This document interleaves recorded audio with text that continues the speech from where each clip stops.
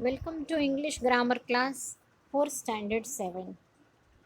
Chapter 23, Simple, Compound and Complex Sentences. Part 1. You may refer to page 147 in your English Grammar textbook. Let us try to understand about sentences.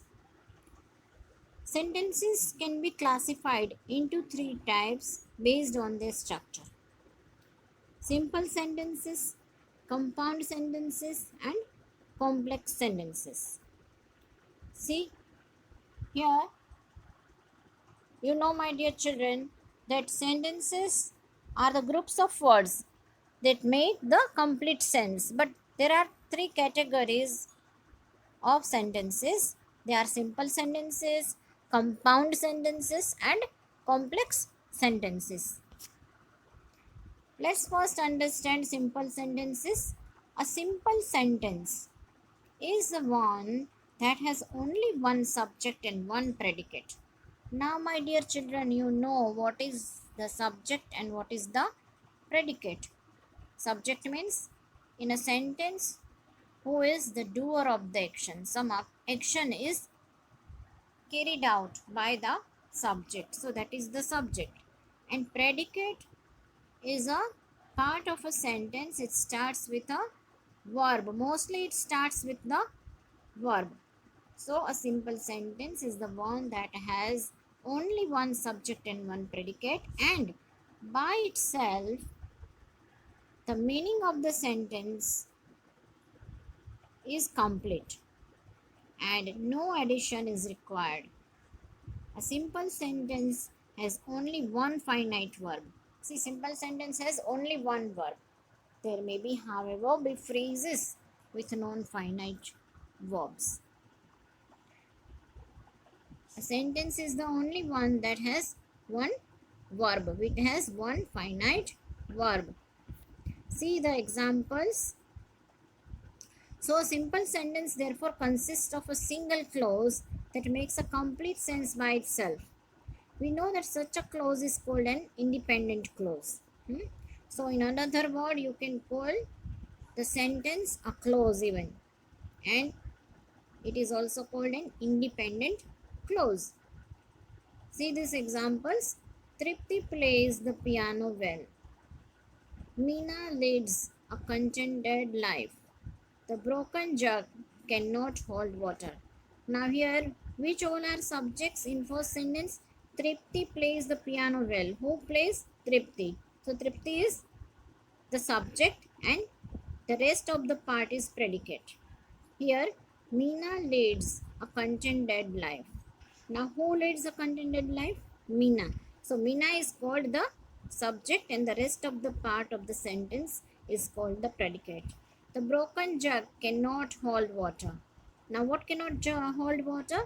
The broken jug. So, this part, the broken jug, is called the subject, and cannot hold water is called a predicate.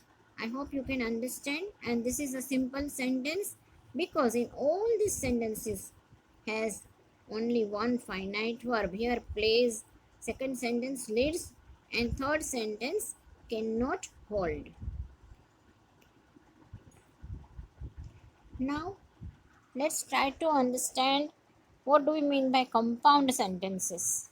A compound sentence is made up of two or more simple sentences. See, this is very important. You can remember it very easily. It is made up of either two or more simple sentences and it's joined by conjunctions. There are two types or two kinds of conjunctions that join the simple sentences to make the compound sentences. Number one, coordinating conjunctions like for, and, nor, but, or, yet, so, etc. And you can remember this word very easily if you remember the word fan voice. So F stands for, A and, nor, B but, O or, Y yet, and S so. So we have seen coordinating conjunctions. Now correlative conjunctions. Either or, neither nor, though yet, hardly when, etc. are correlative conjunctions. See the example. Meera is very poor. Meera leads a contented life. Meera is very poor, but she leads a contented life. So here the second sentence is a compound sentence and has been joined by a correlative conjunction but.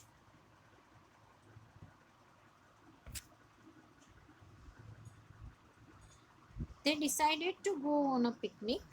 It started to rain. They went for a movie. Here you can see there are three independent clauses, three independent sentences.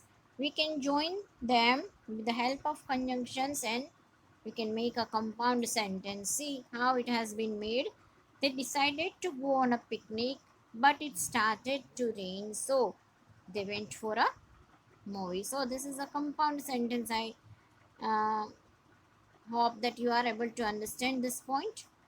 Two independent clauses joined by the conjunction but.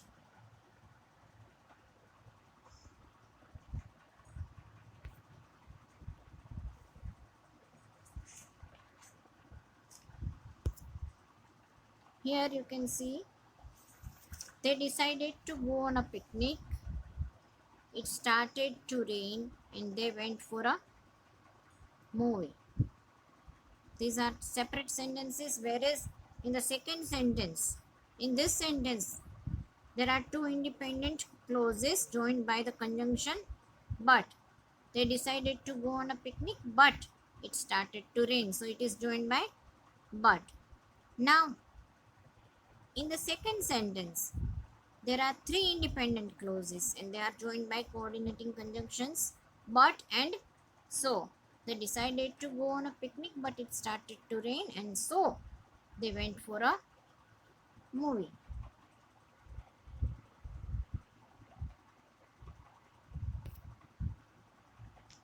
So the second sentence has three independent clauses joined by coordinating conjunctions but and so. Now the third sentence has two independent clauses joined by the correlative conjunctions hardly when.